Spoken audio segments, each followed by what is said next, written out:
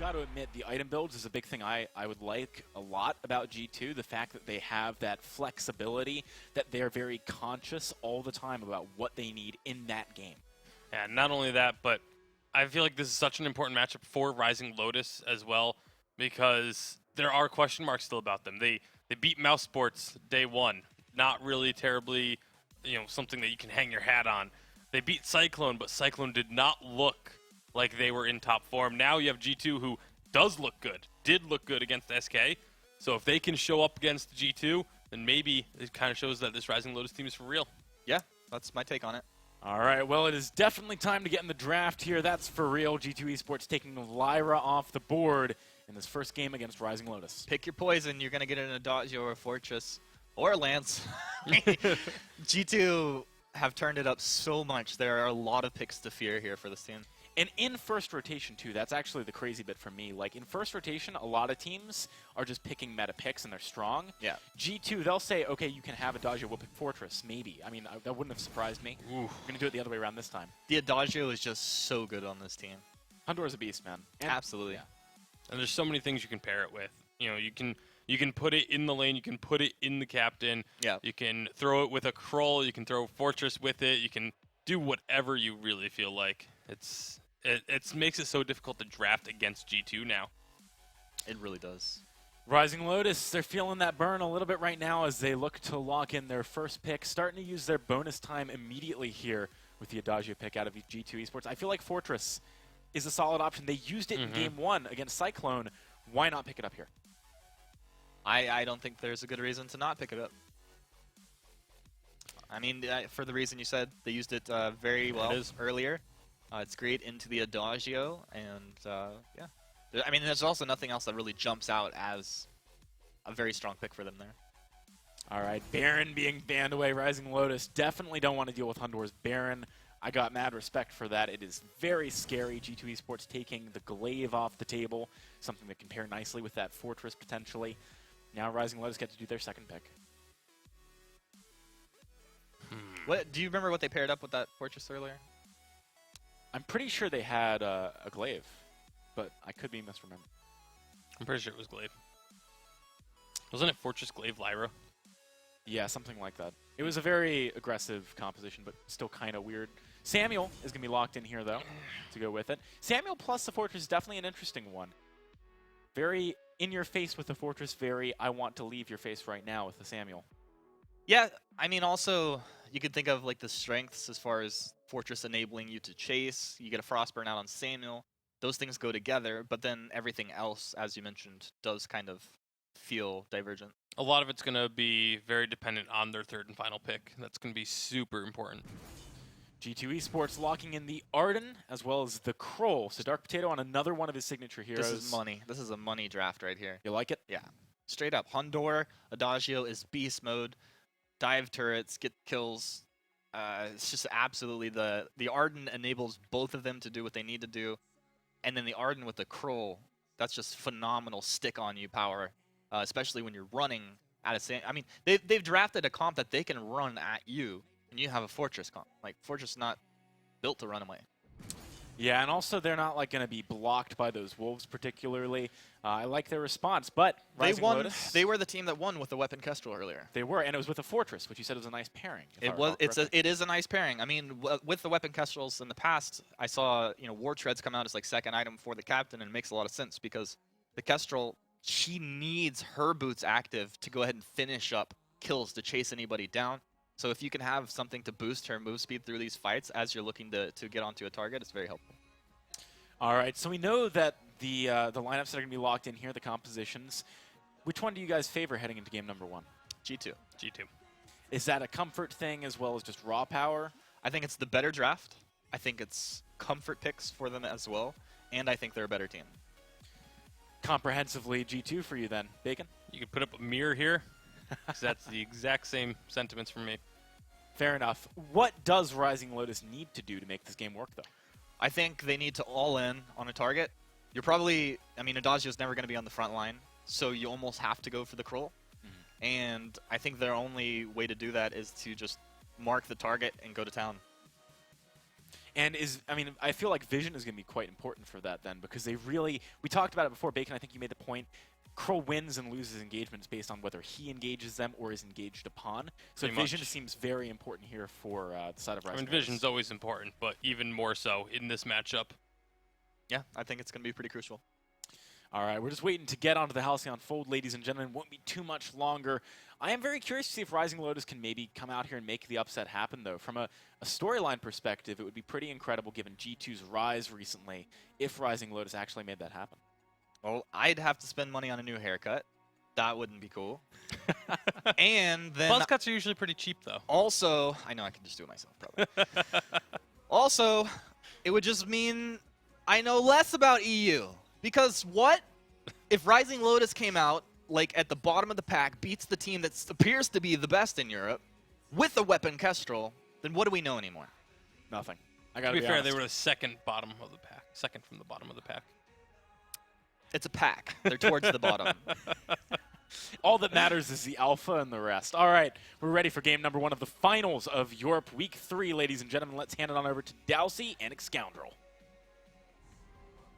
Wow, it is such a crazy scenario here at Scoundrel. We do have G2, last week's winners here, Rising Lotus coming up from the bottom to try and contest this final position. If Rising Lotus are able to take this win, well then that is the 3rd week in a row that we have a EU champion.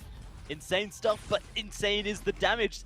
G2 just going in immediately. Laurie called out. First blood goes G2, but it's countered back immediately here from this. Samuel Agony just throwing Malice and Verdict. Malice and Verdict. They may even look for another kill as Hundor the target. Hell's Devil chasing on down. The Crystal Sentry's not here. No intense jungle to defend them, but Rising Lotus unable to get any more. And they managed to buy enough time there. If Cruel is now respawned, they will be able to secure their backs. They do lose their fronts, which should give a slight advantage over to Rising Lotus early on here, but that shouldn't phase G2 a huge amount. I'm I guess I feel I'm at where Humanist was when looking at this composition from Rising Lotus. You have a Fortress and a Kestrel who work very well together because they want to go in and it kind of facilitates the Kestrel by having the Fortress on board. Then you have a Samuel who can go in, but realistically his prime directive has always been to try and kite, use that drifting dark and get as many Malice and Verdicts from range as possible, and never really committing. He's always been more suited to that peel type of gameplay. So you kind of at odds. This might be a super aggressive Samuel that we're seeing coming out from Agony here. Already picks up 2 crystal bits, already looking to be, trying to get those early spikes in terms of the small CP scalings that they provide. But I definitely feel like they're kind of at odds with what their composition wants to do here. Whereas, G2, they've got a very safe composition. You've got the Arden, protects that late game scaling Adagio. You always have that Cruel come in and shut down one of those carries quite efficiently. So definitely more on board with where G2 are. But I might even end up eating my words because obviously Rising Lotus came out really strong here. So my assumption is you're not also offering up the buzz cut bet that Humanist currently has going. I like my hair too much, so I will pass. I think that's fair. I would also be in the same boat. Because Rising Lotus, they have upset us already. They have shown that they can take down Week 1's champion, Cyclone. So what's Week 2's champions G2? It's just another title for them to take away here.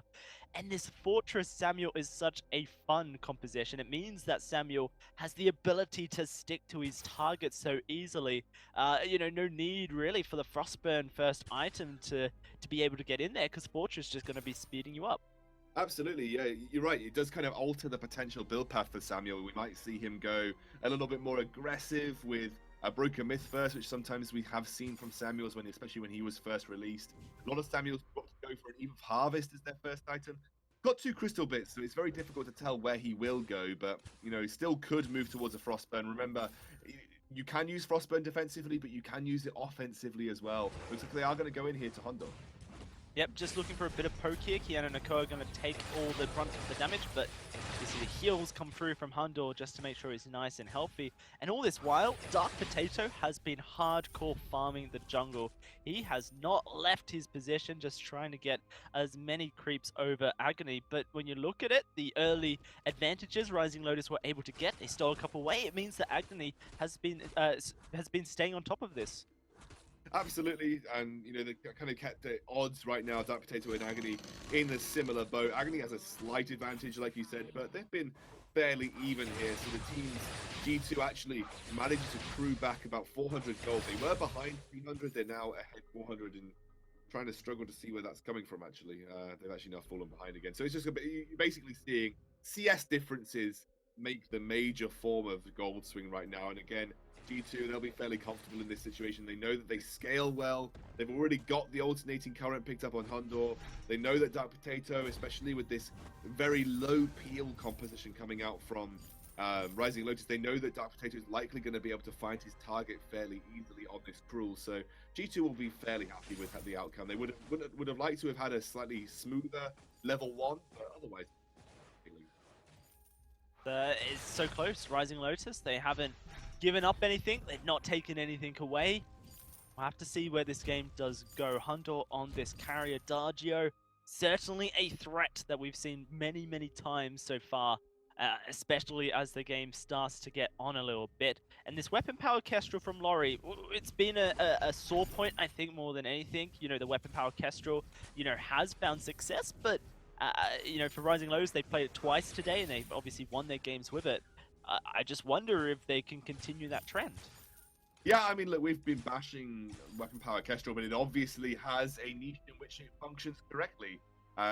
Casters aren't right about everything. Shock horror, myself, Humanist, Tasty Bacon, whenever we do analysis, we're not going to be 100% on the money 100% of the time. You just have to take that as fact. Everyone is human. Everyone gets things wrong. I still don't think I like weapon power Kestrel, but Rising Lotus is showing me that it is achievable to make it work. And if they can make it work against G2, then I'm surely going to be converted. Because if there's any team to beat with a weapon power Kestrel and do it with style, it is the current European champion. Yeah, absolutely. So we'll have to see where this one goes. That engage, second place. It's strong enough, but look at this damage coming out. A good engage comes forward from Dark Potato, captures out Hell's Devil. That'll be the second kill going on forward to this G2 roster. It's always a scary thought that this Cruel can lock down many of these squishy targets. Rising Lotus are going to have to be on point. So I almost didn't hand it over properly because that was such a hype moment. I didn't actually realize that boomerang was going to come back. It was like a 180 almost boomerang that came through and then locked the fortress down. Oh my word! They pick up another kill. Vanguard. He killed him with the Vanguard. Blood for blood to get in range, and then the Vanguard shield does a little bit of damage as well. That is the scary fort. Squishy targets from Rising Lotus. They have to be on the offensive. I don't feel like they can afford to be running away. No, exactly. But when you pick a fortress, there isn't a running away. That's not what fortress does. If you want to pick a running away captain, you pick an Arden. you pick a lance. You pick anything but a fortress. Fortress is just not designed, to do that. Fortress is supposed to be an aggressive captain that facilitates aggressive movements, looking to get someone to the back line. I think that if you are playing on the back foot as fortress, you are completely negating the point of picking up in the first place. It's a scary thought, as G2 are starting to pull ahead a little bit here, that Rising Lotus may be locked into a playstyle they don't want to play in as this game starts to swing towards G2's way. But we haven't really seen any control over objectives yet. We haven't really seen the teams really striking oil as far as gold is concerned. So I'm not yet ready to say that G2 are running away with this, because Rising Lotus with a good team fight can just take so much. Absolutely, I'm totally on board with you right there. I wouldn't say G2 are completely running away with this right now. The gold lead would suggest again that they are doing okay. They have a decent early advantage. They seem to be getting the upper hand in team fights. They are forcing Rising Lotus onto the back foot, which, like we said, is incredibly important given Rising Lotus's composition. But I wouldn't say that G2 have this sewn up in the bag just yet, Dalsy. I think we'll have to wait a little bit longer for that to happen. Certainly. 8 minutes now, and both teams are sitting in the lane. Team fight potential there, as Kiana Nakoa can lock down everyone with that gauntlet.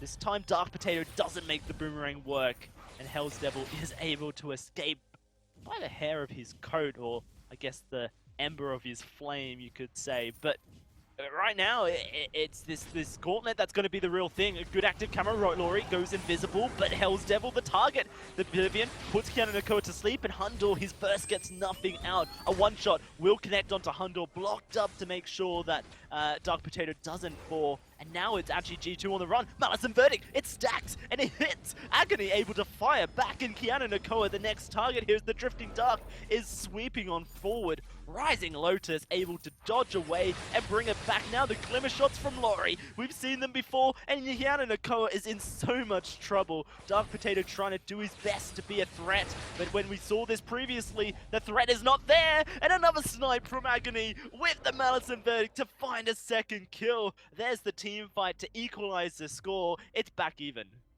Damn, what a return from Rising Lotus. Playing kind of at range, which is where their composition for the most part, apart from Fortress, does well at, and pushing the G2 all the way back to their tier 1 turret. Again, Lure, on this Kestrel, you said it, just a second ago, he's been impressive. He has been impressive in terms of, his play on this weapon power Kestrel. His snipes have been fantastic. In my head, I'm just thinking, if that was CP Kestrel, this guy would decimate 24/7. But yeah, I mean, that's a good start here for Rising Lotus to find themselves back into this game, put pressure onto G2. Dark Potato still not yet to finish his breaking point. Went for an Aegis first again, just to try and survive, I guess. Looking like they're going in. Yeah, they are going in, and Dark Potato's just going to eat on up Agony. Nowhere for Lori to run, as that's going to be another kill going on over to Hundor. And it's just these swings and roundabouts. You said it before, Scoundrel. Both teams, they're just swinging it on back. But a broken myth now completed for Agony. Maybe a little bit late because these gold mine are going to go over. Hundor doing damage to the turret. Rising Lotus, they definitely could look for a fight straight afterwards. Yeah, absolutely. They can definitely try and put pressure onto G2 here, but looks like the one-shot one kill is going to be all that they can muster, and now G2 going to lock this one down. They're going to go big gold payout. They're going to push a small gold advantage into their favor. They'll be looking to siege onto that tier 1 turret fairly soon as well. Hundor has picked up a Frostburn. He's close to a broken myth as well. I mean, he has been accelerating this CP Adagio build. No end, Dalsey. Looked very, very strong from this. So I think once he gets that broken myth, he's going to be a real contender. Yeah, he's, 20 CS above Lori at this point, and it just shows how strong Hundor is. God Hundor just coming on forward. It's great to see this guy stepping up. He's one of the most exciting laners to watch, I believe, in Europe as far as, more conventional picks are concerned. If you want the unconventional, then I throw it to Waldemar, as he's just shown up so many times. But there it is, the broken myth completed. Infused bought as well, and G2 just waiting in a bush. They're going to look for this engage. It goes straight onto Hell's Devil. The gauntlet wall's down. Agony able to escape, but I can't say the same for the Fortress. He will fall. Another kill goes over to Dark Potato. Not entirely sure if that first was intended from Hundor, but we'll let it slip and slide. I think, perfectly acceptable to just say, Verse comes out, there's no way you're getting back to save your captain. Take it where you can get it, and now they're going to look to push onto this tier 1 turret. That should go down. Yeah, easy peasy stuff there for G2. Agony, he is stacking up on this broken myth, throwing the Malice and Verdicts, trying to keep them rolling. But there's just no way that Rising Lotus can realistically re-engage a fight. It's so risky. And this is now where G2 start to sweep ahead. 3,000 gold, they're taking objective after objective, and this jungle becomes a sore point for Rising Lotus as well. Agony not going to have any control over his fronts. No, and you're starting to starve Samuel out. He's gone for Frostburn, broken myth. Like we said, he could have the offensive Frostburn, but they're not really on the offensive right now. They've definitely been forced onto the defensive time and time again. And that's great for G2 because that makes Fortress, like we said, kind of useless. Like, you don't want to really phrase it anyway, but Fortress, when he's trying to play defensively, doesn't really function that way, and G2 know it, so they are the ones that are being offensive. They're using Dark Potatoes engaged opportunities whenever they can find them, and it means that Hell's Devil's forced to try and be as defensive as possible, which kind of goes against everything his kit is designed to do, and that's playing right into G2's court. And see if they can continue to push their advantage further. As currently Rising Lotus, they're doing their best to get vision around the map, work out these map movements from G2, but we see Dark Potato makes his way from the jungle up into the lane, and He's going to be empowered by this bush. He can charge straight on forward. And here comes the fight once more. It's Agony caught in the ultimate, and there's nowhere for him to run. The Samuel will be bursted, and there's nowhere that Fortress can go either. Another kill comes forward. That's going to be a third. Vainglory just about gets through the gauntlet, but he will not escape this Hundor. An ace for G2, 9-3 at 14 minutes. And Rising Lotus are starting to lose all control of this game. Look at the damage that Hundle was doing with his basic attacks. That was like 337 off the back of this broken myth as well. That's insane damage. I've got to beg the question though. Rising Lotus, you have 3 reflex blocks. Why is no one using them? There's a lot of damage coming out. Agony uses it to dodge out from the treant there, so I guess it's his usage. There's the Oblivion blocked up though, but there's so much damage, they're all grouped up. They're going to go for the engage. Dark Potato fancies his chances. They will block that engage, but the damage has been done. It's 2 kills for Hundle. He gets the triple kill, loses his life in the end, but this Adagio is just too strong, Scoundrel. Yeah, he's got a massive item advantage with that triple CP item. He's building towards a 4th CP item as well. He is going to be monstrous this game. Already has the Journey Boots, already has the Aegis. Hundor is just devastating at this point in time. Nothing that, you know, if anyone gets close to any member, especially the squishy members of Rising Lotus, and that Gift of Fire gets delivered, that is just dead for anybody trying to stand up against the power that Adagio is bringing to the table right now. And Dark Potato, I've got to be honest, his engages with these from Hell's Hearts have been fantastic. Finally, we see Agony actually use his reflex block, but you've got to feel like that's a little too late, given how much advantage G2 has managed to give themselves off the back of these engages, all from those Hell's Heart engages that the Cruel has been bringing to the table. Now G2 is setting up. They think that Kraken is a good baiting point. There is no vision there. Rising Lotus did this last game against Cyclone, and they're walking into their own trap here, Scoundrel. There's the ultimate, Hell's Heart. It will be blocked by this Fortress, but can they get the damage down? Great Gauntlet! It stuns up both the carries and the laner. Nothing Rising Lotus can do to save Hell's Devil, and now this Kraken's gonna be started up by G2. Oh, the Boomerang Cruel ultimate serves a multiple function for me, Dalsy. Not only does it make it harder to predict where it's going to come back and try and hit you, it also makes it very difficult for you to know how to position to effectively escape the way that the team is trying to engage. And in that particular scenario, okay, Agony's dead, right? Yeah, you'd expect. So where's he gonna run, other than into death? Yeah. It makes it, you saw Fortress there, in that particular engage, if we just go back to before the Kraken was taken, the previous engage that allowed G2 to take the Kraken in the first place, it was very difficult for the Fortress to know where to position. He was like, do I run this way? Do I run that way? What am I trying to avoid here? And I mean, just it makes it so difficult for the enemy to predict. It was really nicely played. And I've got to say, Dark Potato on this Cruel for me has been really good. Absolutely. Not just the one-trick pony, not just the land sky. He can play multiple things, and you can't just afford to ban out his lands, ban out Hundor's Baron, because they've got other picks up their sleeves. It's this last fight, a block comes through, and the damage is actually there from Rising Lotus. Maybe they even start finding some kills. There's the turret going down, though. They need to finish this soon rather than later. Hundor goes low. Hundor doing the damage, but can he survive this barrage that's coming into his face? He will find 1-for-1, but it's this Kraken that's the story, and Dark Potato looking to finish the game with the Kraken as well. Kiana Nakoa gonna come back in? No, he will walk away. This Kraken will go down before the crystal is destroyed, I believe, here at Scoundrel. Rising Lotus will live to see one more fight. Oh, goodness gracious. Live to see one more fight, but is that enough? Again, their composition is all over the place for me, Dalsy. Like, they need to be the ones that were commanding the pace. They needed to be the one. Oh my god, that was like one hit away from going down as well. Right. That was so close.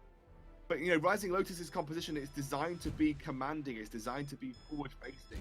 And if they are trying to be defensive all the time, you just lose time and time again to what G2 are bringing. Looks like Aegis have been completed here, so they're going to have some defense against that huge power that Hundor has brought. He's now got a heavy prism as well, by the way. I wonder what he's going to. I would guess a Shatterglass is a final item here. But he's got so many options. You know, in chat, Scoundrel, we can see the teams chatting before game. the backdoor that Rising Lotus performed was praised by G2, but now we've got a Vein Crystal that's exposed. I wouldn't be surprised if G2 would just try and rub that salt in, say, hey, you know what, we can do it too. There's very little vision set up there. There is vision, don't get me wrong. They will be able to spot a backdoor if it comes, but we're on a clock here. This Kraken about to spawn again onto the map, and Rising Lotus, they need to win a fight or it's all over. Yeah, I mean, they need to win multiple fights consecutively, or it's all over.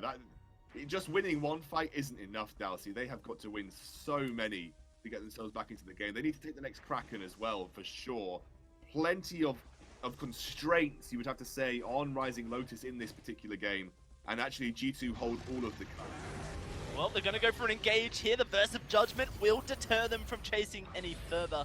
So the attack of the pack will be deleted by G2. Now, it looks like G2 want to start up this Kraken, keep Rising Lotus interested in this area. 2 ultimates used, but the Gauntlet's still there, as is the Hell's Heart, and Dark Potato wants to get into the fight here. Rising Lotus, they're looking to re-engage. Hundle getting bursted, but can they finish him off? They're trying to chase with Hell's Devil, and Kiana Nakoa is certainly a target. The Gauntlet was used for the disengage. Kiana is forced to use his Fountain as well. They're turning here, G2, with the first kill. Hundle onto Hell's Devil, but the Rising Lotus still have damage, and there's the one-shot blocked up with the Crucible. G2 on a nice edge, but Hundle backs himself, and Rising Lotus, they're going to respect this Adagio. Damn, that was so close. Unfortunately, G2, I just don't think respected the actual damage output that Rising Lotus have now. Completely positionally took Rising Lotus. They're going to go in again. Yeah, Agony on the front line, and Dark Potatoes looking for the damage. It's going to be this Samuel focused down, nothing to save him. They can just finish the game right here, right now. It's 10 seconds on Hell's Devil. Laurie backing, but what can this Kestrel do? G2 to march into the base. Laurie has to hit everything. He needs to get the damage, and there's no way he stops Hundle from doing what Hundle does. The first kill goes down, but can they stop this Adagio? No, they cannot. G2 take game 1 of the EU Finals.